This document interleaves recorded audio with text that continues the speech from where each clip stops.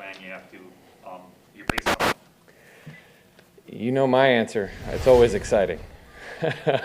I mean, you think each week always presents challenges, and I think it's been, after what happened last week to then all of a sudden something like this goes down, and I mean, as a coach, you can only control certain things, and so I think you just take it as another opportunity to figure a way out to win a game. And it's fun. I mean, it's fun to see the next man up who's going to have an opportunity, and I'm so excited for Jordan to be able to get out there and get going. Is it really exciting? I mean, wouldn't you rather go out there with your MVP quarterback and your receivers ready to go, and wouldn't that be more exciting? That would be exciting too. I think each time you're presented with something like this, I mean, I think at first there's always that shock that, oh my gosh, if first and foremost, is he going to be okay? Like, make sure that, because this is obviously something that's crazy and a hard thing to combat. And once all of a sudden you realize, okay, this is what we have, this is what we're going to the game with. I think you just have to get excited about it, because again, it's an opportunity for somebody to come in, just like last week, and for people to get after it and start playing ball. And I think that's what's so great about this game, is letting people have opportunities. So yeah, I mean, they're both great for both two different reasons. Yeah, Nathaniel, when you get the news like you did on Wednesday morning, and you guys have spent all of Tuesday putting together the game plan, I'm sure you're not totally starting over from scratch, but is there a portion of it that you kind of have to set aside just because it's not Aaron Rodgers and it's Jordan Love? Does some of that work from Tuesday kind of get lost? I mean, I think that's of course. I mean, looking at even last week, all of a sudden, what happened with Devontae, or 2 weeks ago, gosh, everything's kind of running together. But I think for us as coaches, you always want to put your guys in the best position possible. And you have to have that offense that is flexible enough to be able to take advantage of not only going after the defense, but advantage of what your players do good. So I think that, within that, you start the game plan. And, Jordan has done a great job up to this point preparing like a starter with whatever game plan we put out there. So he's done a nice job on that one. So it allows you not have to obviously change everything, but you definitely want to pick the things that you think Jordan's going to be the most comfortable with. Just like if it was Aaron, you want the stuff that he's most comfortable with. And, they're two different players, different times in their lives. And so I think that, you want to still do a lot of the same things, because your plan is to attack that team. But at the same point, you want to be sure you're asking Jordan to do the things that Jordan is comfortable with and excited to get after this team. Where have you seen the most growth with him from this time last year?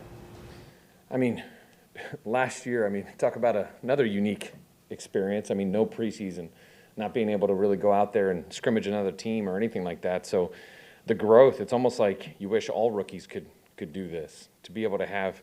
I was talking with my wife about it, and she's all excited for his opportunity, and I'm going, well, he's still a rookie, and she's, she keeps talking about, no, he's not. But, for us, it's for how many games he started, it's his first one. So, in a sense it is. He's only had one preseason. So it's almost like a rookie, but with a whole year of training before he's had to actually go out there.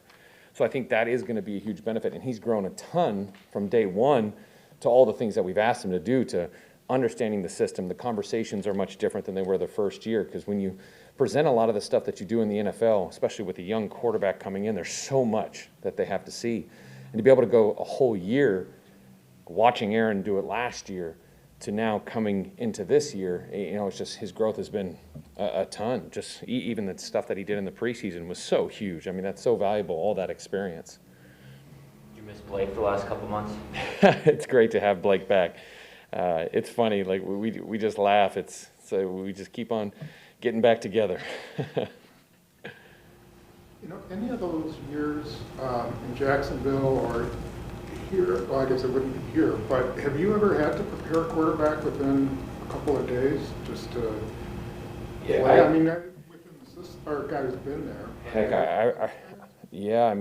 I remember my first year at Buffalo. We had a lot of different quarterbacks go in there due to injury. We had EJ, and then we had Thad Lewis, we had Jeff Toole, then EJ came back, then Thad Lewis played, and then, it definitely went through that. Even actually the fourth preseason game, we had, I believe we had Matt Leinart and Thad Lewis come in, and we were playing on Thursday.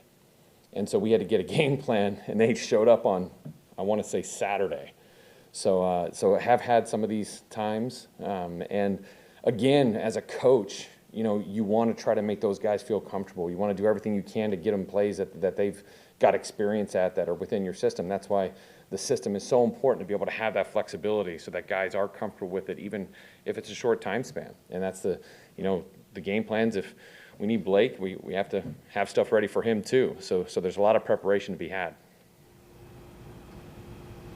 Nathaniel, so I was actually just looking up that 2013 season, because what I was curious about was how much experience you have with a young quarterback and having to adjust game plans. And you don't have anything quite like this, right? You guys chose to make Jordan the number 2, so you knew there was the possibility of this. But without giving away your game plan, in what ways can you help a young, inexperienced quarterback when the typical version of your offense is way at the other end of the old guy, knows everything, remembers everything spectrum? The first thing is it's not just about Jordan. There's 10 other guys out there. So I think, the starting point is, all those guys have to do what they do. And there's still a lot of things that we do good just from not throwing the football down the field. So I think that, the first part is, okay, let's look at what we're going to do from that standpoint, from whether it's running the game, the run game, the screens, all those different things. And then, for each quarterback, it's about, you always want to develop that you can't stop me mentality. I remember my dad would always talk about that. That was always his goal with all the quarterbacks that he coached, that when they get up at the line, they feel like whatever that play is, it doesn't matter what's thrown at them. They know they're going to win. They're going to have ability to win that down, that play. So I think right now, and with Jordan, that's what we're trying to find. We're trying to find those plays that he's the most comfortable with within the game plan to be able to attack the Kansas City Chiefs, that he's going to be comfortable and not have to think and can play. I think that's, it's funny how everything works out. It's like you go back to the OTAs. That amount of experience that he had with those guys was unbelievable. It was so valuable for him. Then going into the preseason and all the time that he's had. So it's much easier right now than some of the other experiences that I've been, when it's somebody just walking in the door or a fresh rookie that has never been in the system. So I think that, it's as much as we can within this time frame to be able to get him as comfortable as possible with what we're asking him to do and figure out those best plays for him. And Daniel, you came here after your experience in Jacksonville, right? What's it been like, working with Aaron, working under Matt? And I know there's been all these, nice stories written about you as, a potential head coaching candidate. What do you think of all that? So the experience, or Well, all of it. How does it all, from when you went to, leaving Jacksonville to where you are now, and how you got there? being here has been absolutely fantastic. I mean, it's been unbelievable to work with Matt, be at this organization. The experience I had at Jacksonville was a great learning experience. There was a lot of good. Unfortunately, there was some bad, and that's why I'm here. But I firmly believe everything happens for a reason, and it's been a great travel all the way to here, and working with Aaron has been awesome, because the conversations, the connection, watching him play, the things that he does. Going back to all the different people that I've coached. I mean, players teach me as much as I feel like I teach them. And I think that allows me to grow as a coach, because it's about making those guys feel comfortable, those guys wanting to play for the team, for you, for whatever it is, so that they go out there and play at their highest level. And I think that, coming here, this is the highest level, I've ever seen. I mean, what we've done here in the past 3 years is a credit to not one person. It's everybody, and it's how everybody's gelled. And Matt has done such a great job letting people be themselves and go out there and inspire the guys and coach the guys. And it's all the coaches, from Luke Getsy to Outen to Steno to the defensive guys to, I mean, it's been an awesome experience to see this and it all come together. And again, it's not just one guy. It's awesome to have Aaron and Devontae and Sadie's and all these guys, but Sadie's and I always look at each other and we're like, wow, it's been an interesting road that, And we're proud of those championship games we've gotten to in the past 4 years. To go to 3 of them is awesome. And just all the things that I've learned has been invaluable. And it has been an amazing experience here, and wanted to keep going. Hey, Nathaniel, obviously Aaron's not here. What is he able to do via Zoom? You know, he took a lot of responsibility to try and help Jordan any way he can. What is he able to do this week to help him? I think right now it's about him getting healthy. You know, this is a serious deal, and we've been in total game plan mode. So now we can kind of check back in with him, make sure that he's doing good. And he's a guy that has seen so much, has so much value to everything. I had gone over the base game plan with him via Zoom earlier in the week, and kind of got his approval on a lot of the stuff, and he was really excited about it. So that makes you feel really good about it. And then just kind of slowly incorporating him in as much as he can. But I think the first thing is to be sure that he's getting healthy and able to get back in the building.